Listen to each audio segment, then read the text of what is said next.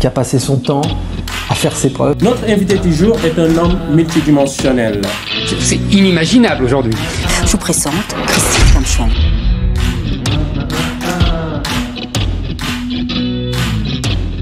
Les amis de la raison, il faut aussi que je vous mentionne, bien sûr, ce qu'est l'inflation. L'inflation est un terme qui peut paraître assez compliqué.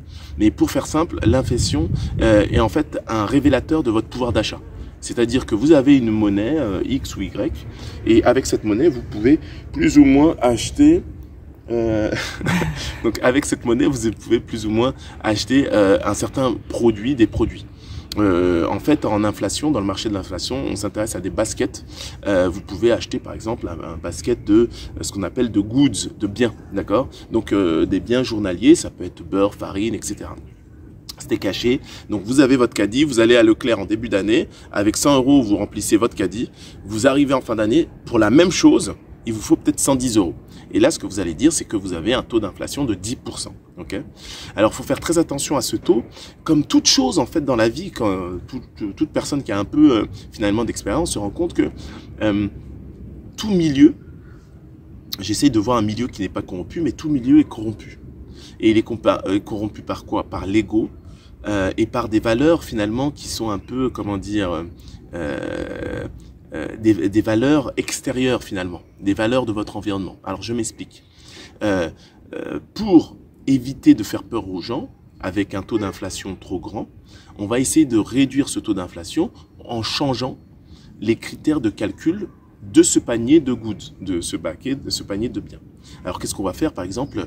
En début d'année, on va considérer un steak de 450 grammes de viande bovine française et peut-être qu'en fin d'année, on va considérer un steak haché de viande bovine européenne. Hein. Et donc là, on va peut-être avoir le steak qui va coûter moins cher. Donc ça va réduire artificiellement le taux d'inflation. Quand vous y pensez, c'est la même chose avec le taux de chômage. On change la définition de ce qu'est un chômeur, d'accord? Donc il faut faire vraiment très attention. Et c'est vrai que là, on va arriver à un pic d'inflation très élevé. Comme je vous l'ai expliqué, ce pic d'inflation n'est pas dû à l'invasion de l'Ukraine. Il est plus le résultat de sanctions. Hein? Et ça, il faut vraiment être capable de le comprendre et de l'analyser. Les sanctions de l'OTAN, en fait, se retournent contre eux. D'accord? En fait, on a affaire, et je ne parle pas essentiellement des Américains, mais c'est surtout les Européens qui n'ont pas les moyens de leur politique de défense. Donc, ils n'ont pas les moyens d'établir ce type de sanctions. Ils se tirent une balle dans le pied, et pire, une balle dans la tête. Car la nourriture et l'énergie sont des besoins primaires. D'accord? J'en parle dans le manifeste de la raison objective. Donc, il faut faire très attention. Il faut savoir que Poutine, ou la Russie en général, sont préparés justement à ce type d'embargo. Ça fait déjà plus de 10 ans qu'ils subissent des sanctions économiques. Et à l'inverse des Européens qui sont un peu égocentrés et qui ont finalement, c'est pas une folie des grandeurs, mais ont un fort sentiment de supériorité, Poutine s'entoure de gens éclairés dans tous les domaines. Et ça, c'est quelque chose que beaucoup de chefs d'État devraient prendre en considération et s'ouvrir à autre chose.